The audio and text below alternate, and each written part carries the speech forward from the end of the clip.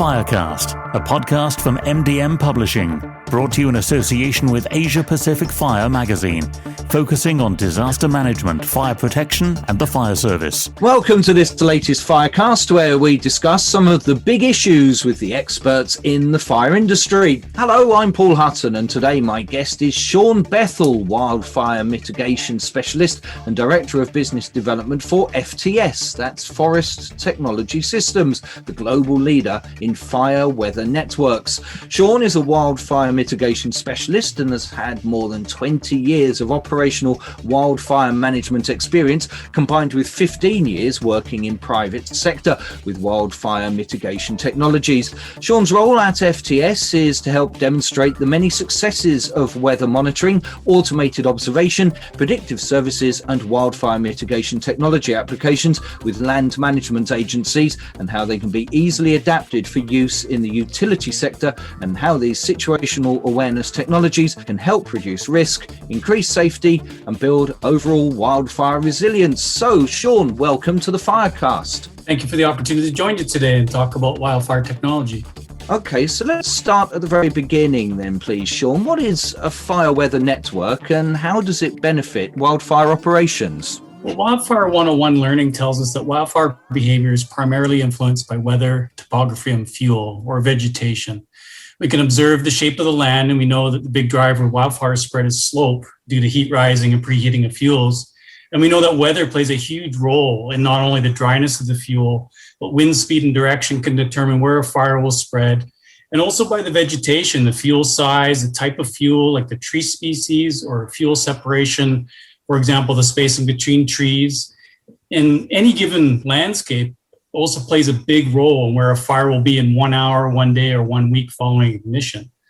Well, fire weather network, unlike meteorological weather stations, which are located more proximal to urban centers, typically at an airport or near infrastructure, a weather network is a dedicated wildfire weather network that captures very precise data in rural or more remote locations, which are more indicative of where wildfires typically burn. So the FTS Remote Automated Weather System, or also known in the wildfire industry as the standard or the RAWS, is a fixed weather station designed to the requirements set by the U.S. federal land or wildfire agencies that make operational wildfire decisions. They use the data from these stations to feed into what is called the National Fire Danger Rating System in the USA. And similar wildfire danger rating systems exist in both Canada and Australia and are supported by FTS RAWS weather stations. So these RAWS stations are ground-mounted, standalone systems. The standard weather parameters measure include wind speed and direction, temperature, relative humidity, solar radiation, precipitation, and also fuel temperature and moisture to reflect what's out there in the landscape that can burn. Well, the system can be expanded to measure other variables like barometric pressure and snow depth if required.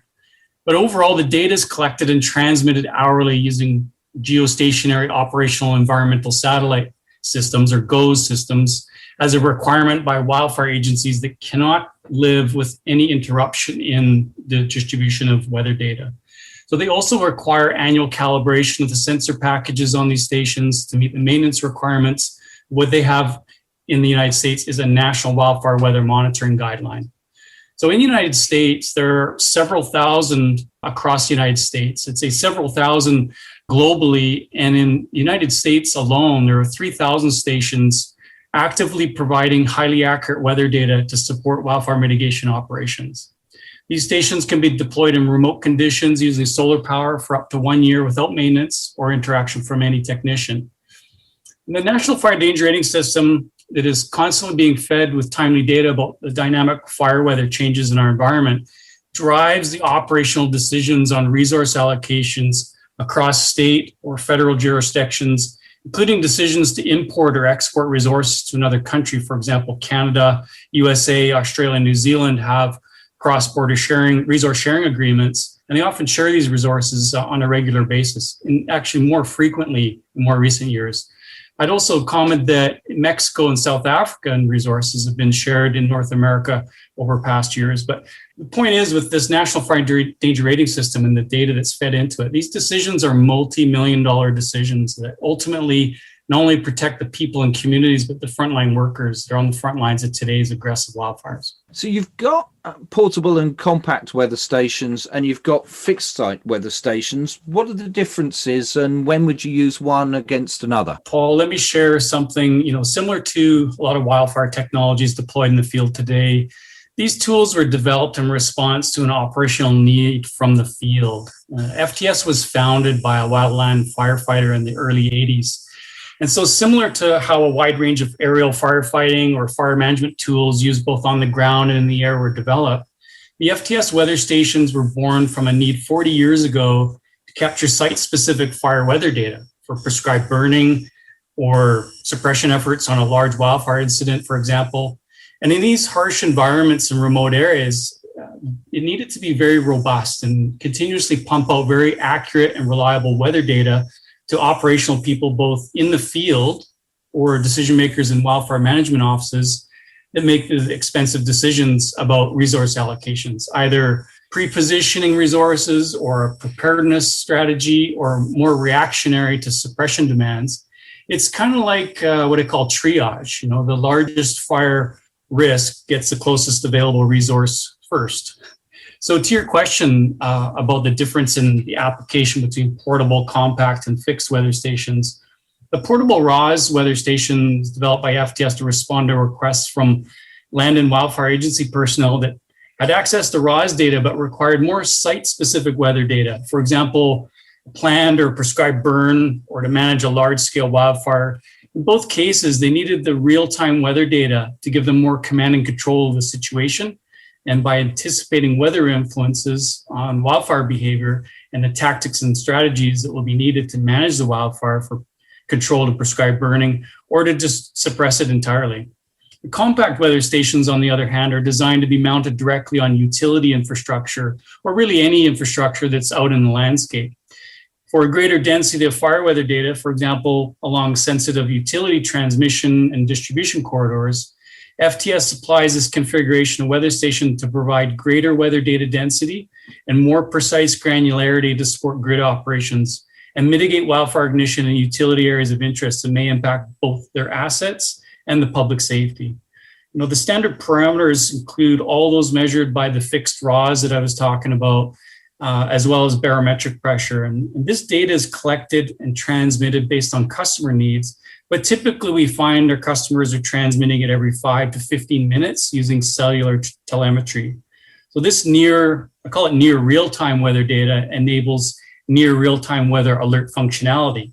And this level of accuracy, reliability, and granularity from these compact weather stations enables utility operations to make critical decisions at critical times. So it's interesting. What are the key differences then between wildfire agencies and electric utility organizations, for example, in terms of wildfire risk and mitigation?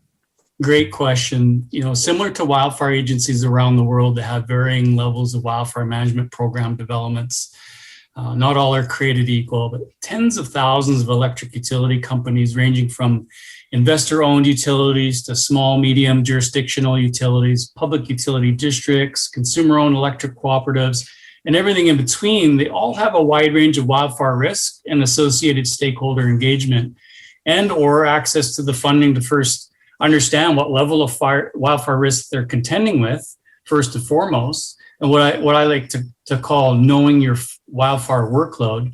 And then following the information in a wildfire risk assessment, which is absolutely mandatory before deciding on wildfire mitigation technologies, and determine what are the exposures, what are the primary pain points, and then prioritize the efforts around the largest vulnerabilities.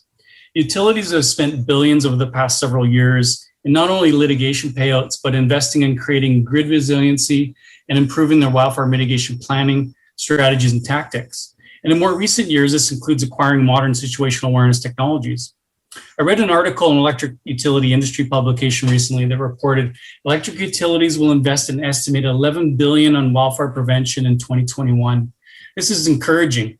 There's a lot of catch-up work to be done by many utilities, and even some of the California-based IOUs, the investor-owned utilities that started investing more extensively close to 20 years ago now, are still finding new ways to stay ahead of the curve, investing annually and continuing to utilize proven technologies, integrate them into operations, and maximize their wildfire readiness. A recent report published by an electric industry policy and innovation coordination group summarized some of the key considerations for policymakers assessing utility investment decisions around wildfire mitigation. More than half of those considerations had to do with the need for an enhanced wildfire weather monitoring and situational awareness technology. So let me just give a couple examples of that. One was wildfire models and climate forecasting tools need better and more consistent input data. Open source and standardized weather data sets will accelerate research and modeling of wildfire threats and increase transparency of utility decision making. And cost-effective wildfire management depends on being able to granularly assess risk.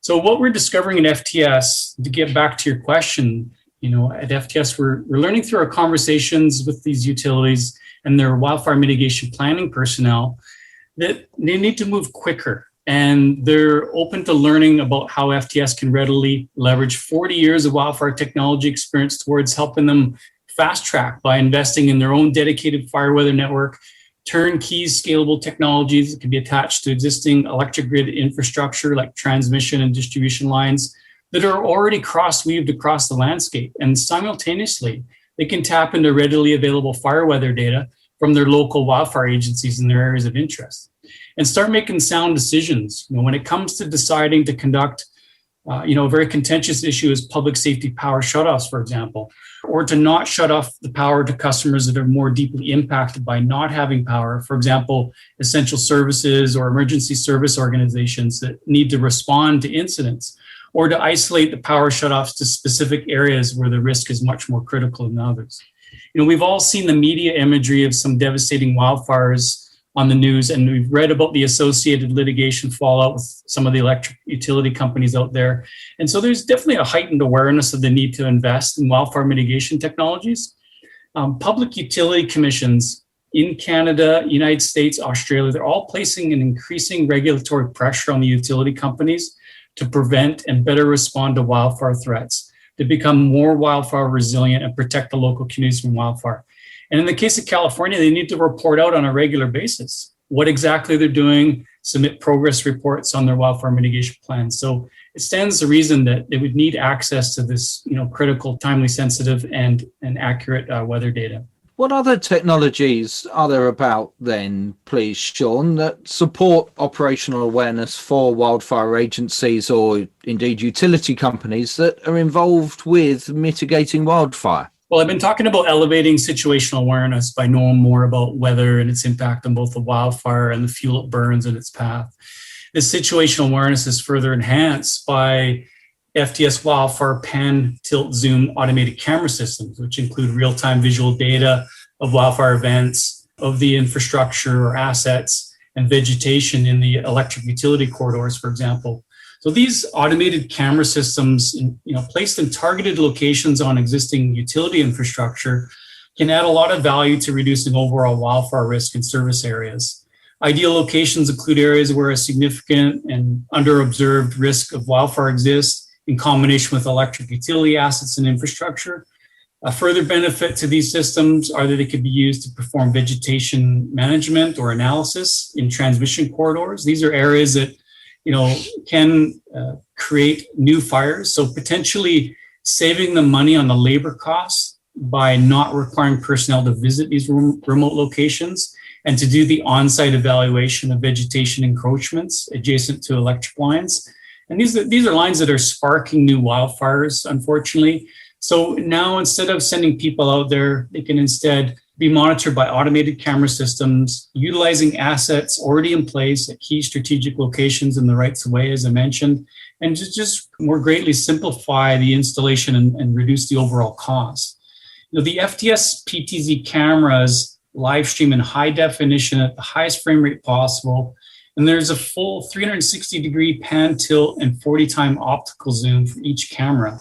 So at any time, the authorized user can initiate a live stream feed to view in real time or reposition the camera on demand. While not live streaming, the camera transmits an image every 10 seconds, and FTS 360 software automatically generates a time-lapse recap of the past 15 minutes on an ongoing basis, which can also be made viewable by the public if the end user chooses to share the imagery. Tell me something about, I was looking at some of the things FTS does. You've got your software system, FTS 360 Overwatch. Tell me what that does. FTS 360 is a secure web-based software platform with customizable dashboard features and set up to receive all the data sensed in the field and transmitted by the remote automated weather stations, the fixed sites, compact weather stations, and the Wildfire PTZ cameras. It also provides authorized users command and control capabilities with the cameras and customized alerting based on weather variables, for example, extreme temperatures, high winds, or dangerous thunderstorm alerts. FTS 360 doesn't require any software to be installed, and it works on desktop, laptop, and mobile devices, and has unlimited licenses within any organization. In addition to the data collected by the monitoring devices, FTS can also include statewide live lightning data as an option, and data from all the pre-existing RAWs is already available on any that are deployed in the region. FTS 360 Overwatch is the public-facing website. This brings to scale and distributed data access to the general public. It allows many users access to view imagery without degrading performance for the end user. Overwatch doesn't allow command and control of the camera to the public, but rather enables viewing only. And it's an optional feature, but we're seeing it's being seen by some wildfire agencies and the utility companies as a great tool for public or customer engagement, for example, communicating the risks to the general public at critical moments when they need to be aware of a wildfire in the area, and to also assist with either potential public safety power shutoffs, as I mentioned earlier, or community wildfire evacuation plans, or both. This is all great stuff, Shawn, but you don't sound to me like the sort of guy who rests on his laurels and is happy with what he's got. So what are the capability gaps or areas of improvement that you see in terms of field awareness, and why would it be vital that you address them ASAP? Yeah, there's a large solution set demand out there with climate change and the wildfire paradigm that we're seeing shifting around the world. And it's not going to be solved overnight. So a lot of people will be required to help out with this, from land management, wildfire agencies, emergency management people, private, public sector industries,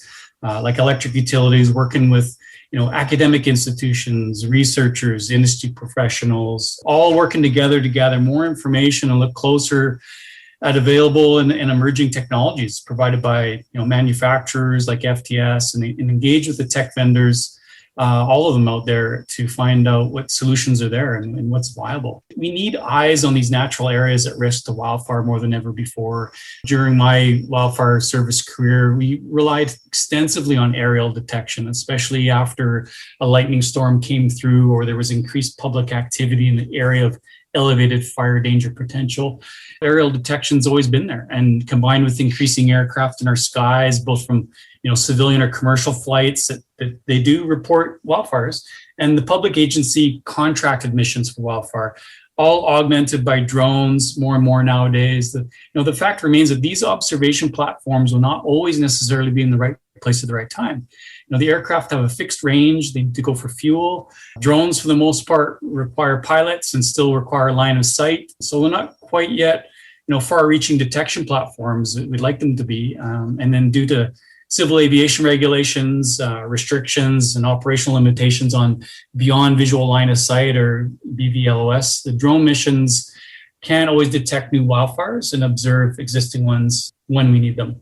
So I believe that the automated cameras will play an increasing larger role moving forward, and we're starting to see that now. Many of our wildfire agency customers and the electric utility customers that we're talking to, they're asking for more information about this. Some of them have already invested in it. And, these are relatively low cost, bite-sized investments right now. But they're getting ahead of the curve. They're mandated to protect the people, property, and their infrastructure and assets in or adjacent to remote wildland areas that have, either a historical wildfire threat or are becoming new areas of interest in terms of dangerous wildfire risk. Let's bring in Neil Bibby, editor of Asia Pacific Fire, who's been patiently listening to Shawn's wise words for the last 20 minutes or so. Neil, fantastic sounding innovations here. I bet you would have wanted when you were operational in the field. What would you like to bring up with Shawn? You're so right, Paul. What Shawn's been outlining is something that I would love to have had back in my days. This next generation of fire managers have got some benefits that we could only wish for back then. You know, in my days as Chief Executive Officer of the Country Fire Authority in Victoria, I was responsible for 50,000 firefighters, and that's a fair responsibility. And for firefighter safety, weather changes are not a good thing to look forward to, but unexpected changes are catastrophic, and that's where we've lost firefighters. The stuff that you're doing, Shawn, in the remote area and the quick turnaround of information is surely going to help in firefighter safety. I'm interested in the outcomes of the stuff you've been doing now and where you look at firefighter safety as one of your outputs. Yeah, well, I mean, you know, any firefighter that's worth their weight is a meteorologist at hand. You know, he's back, you know, to your point about, you know, wishing we had some of this technology years ago. You know, there wasn't so long ago we carried sling psychrometers in our pockets, and you know, we were watching the wind, and we had, you know, lookout and observation people using a lot of sort of on the ground and in the air technologies that were available. But you know, current day there's a lot more out there and a lot more access to accurate, reliable, very quick data. You know, there are a lot of smartphones and tablets incorporated into incident management teams, for example, that back in the day did not have that real-time information. And, you know, and I guess I mentioned about the portable weather stations, and I think that's going back a few years ago now, but the genesis of that weather station was developed because the fire managers or the incident commander or the fire behavior analyst on the ground that was in charge of that fire wanted to actually see the on-site weather data. So, you know, we're seeing that, but we're also seeing a greater weather station density out there. And that's one of the things that I mentioned about with the electric utilities benefiting from, you know, the ability to purchase a weather station and automatically have subscription to a membership of the National Fire Danger Rating System, at least in the United States, where they bought one station. They now have access to the network of 3,000 stations out there. So there's an ability to fast track. And I also mentioned about the ability to attach weather stations to existing infrastructure. And, you know, going back a few years, both you, Neil, and myself, there wasn't as much infrastructure out there as there is now. So great opportunity to reduce some costs, attach some weather station capability on existing infrastructure, and be more informed. The system is far more granular than in my days. We were looking at areas of a kilometre squared, maybe even up to 10 kilometres. You're looking at areas a lot smaller than that in looking at micro weather patterns. Is that correct? Yeah, I mean, some of the data density depends on what state you're in. You know, in the United States, it's more like the west of the Rockies, or you'll find as you go to California, much greater weather station data density. Hard to go more than about 5 to 10 miles without running into a weather station in California, but there's more and more of that happening than ever before. FTS weather stations track all red flag days in the United States each year. In 2020, the USA wildfire season saw 58,000 wildfires that burned over 10 million acres, and it's been well documented, the tragic loss of life and property across the nation. But the FTS Fire Weather Network of the 3,000 stations I mentioned collect 500 million weather data points each year to help support these kinds of operations.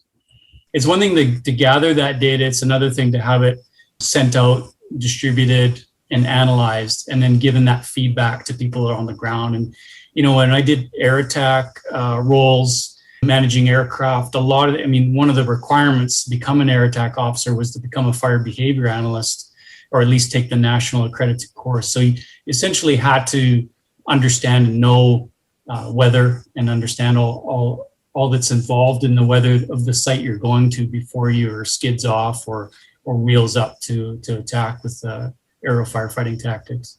Yeah, I think One of the things that I look forward to is far more granular work. And as you say, the more weather stations out there, it's not just the weather stations, it's how they're working together and the software behind that I think you've helped take a big step forward.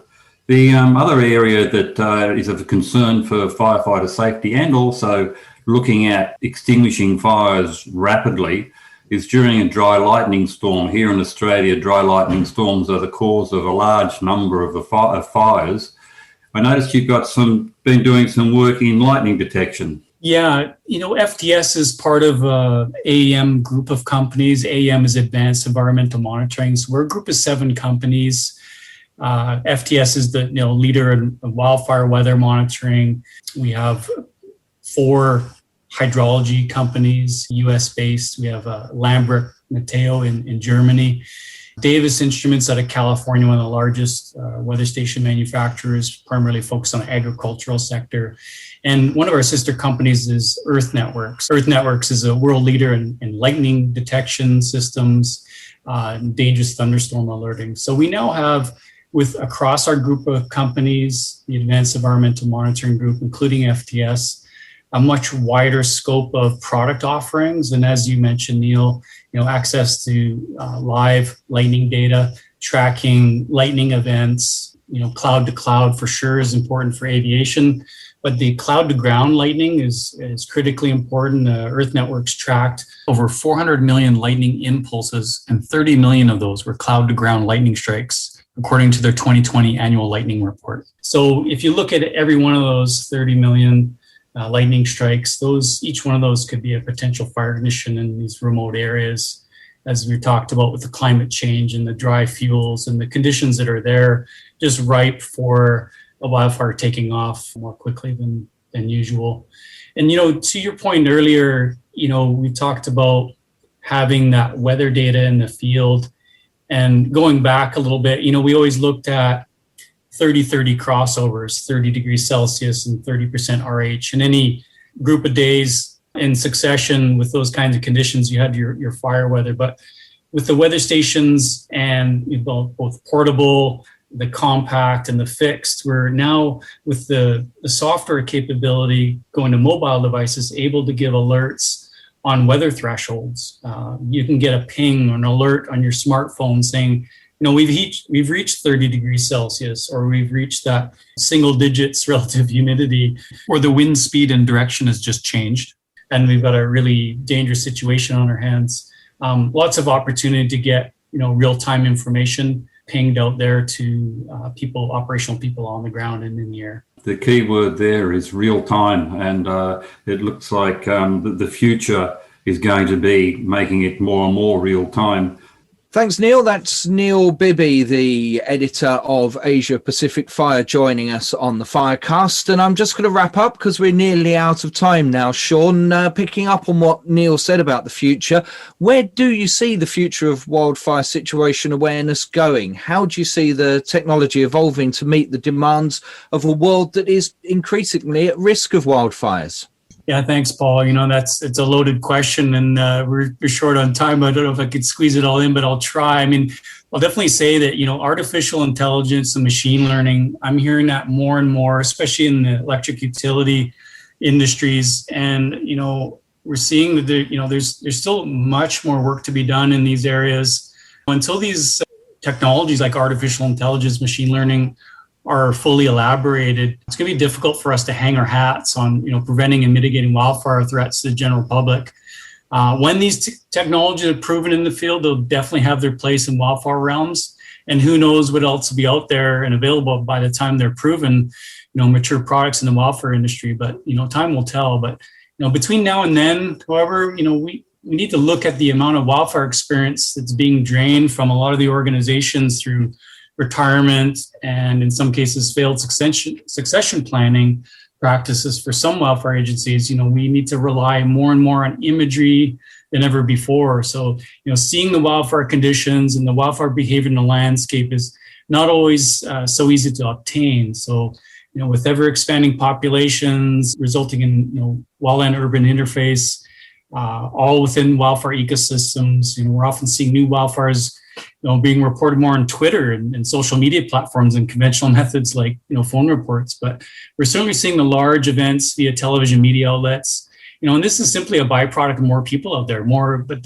with that comes more eyes on the surrounding areas. So we're getting, more wildfire detection, but what about the wildfires that are starting farther outside our line of sight? And this is kind of where I want to go with this, well into the landscapes where these fuel accumulations have been left unmodified or lacking adequate modifications for decades. What about those?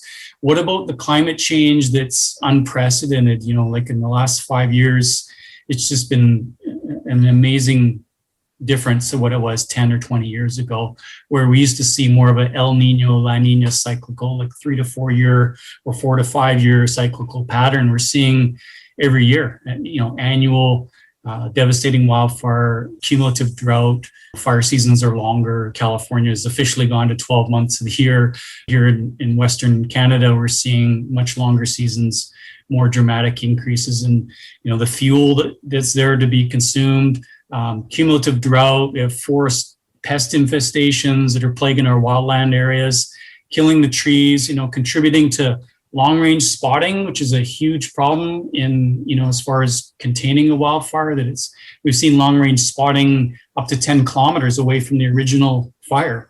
It's just unprecedented wildfire behavior out there and very difficult to contain. Combined with increasing extreme weather comes more lightning events. We touched on lightning earlier. There's more lightning than ever before as a result of climate change. We're seeing more remote industrial operations, more people in these areas for recreation. There's just overall an increased probability of ignition out there. And with the circumstance of these natural areas just mentioned, essentially, we have a ticking time bomb out there for major catastrophic wildfire events in many areas around the world.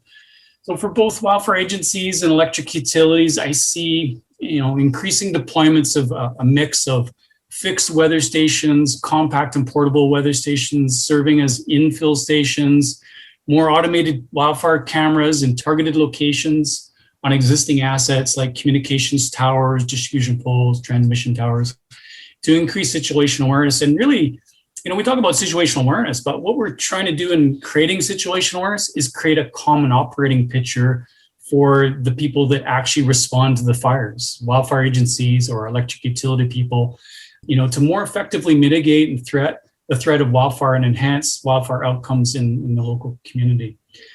Simple, easy to use software, like we talked about FTS 360 and the public-facing Overwatch site. These can provide calls to action via alerts while also being used to communicate and share wildfire information and wildfire danger conditions to increase the safety of wildfire and utility frontline workers and also the general public. But no question, climate change, human influences have all changed our environment dramatically over the past decades.